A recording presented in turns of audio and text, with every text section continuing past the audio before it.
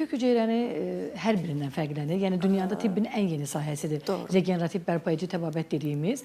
Fərqliyi odur ki, bir seans digər müalicələrin 5 mi, 10 mu seansını əvəz edir və qalıcılığı uzun müddətdir. Ən əsası budur. Çünki pasientlərin çox verdiyi bir sualdır ki, ömürlükdürmü? Tibbdə ömürlük deyilən bir şey yoxdur, amma ən azından daha uzun müddətli olan prosedurlardan kök hüceyrədir.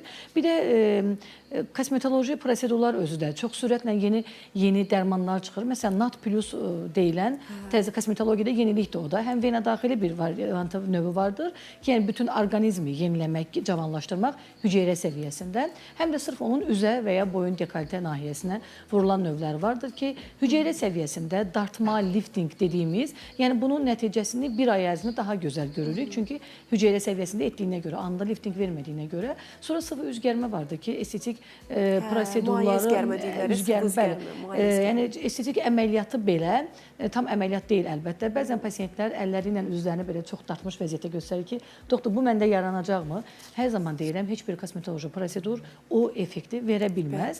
Zamanla etdikdə sadəcə düşməyə qoymayacaq, yaxşı qal. Amma əlbəttə ki, o artıq dərinin kəsilməsi, onun atılması və sonra tikilməsi, bu artıq estetik əməliyyatdır.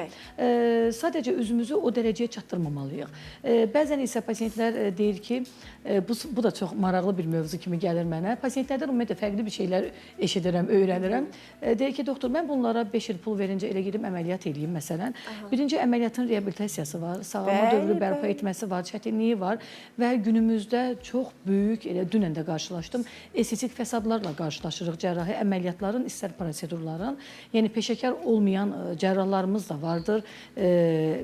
Hətta həkim olmayanların belə əl işləri, nəticələri gəlir bizə.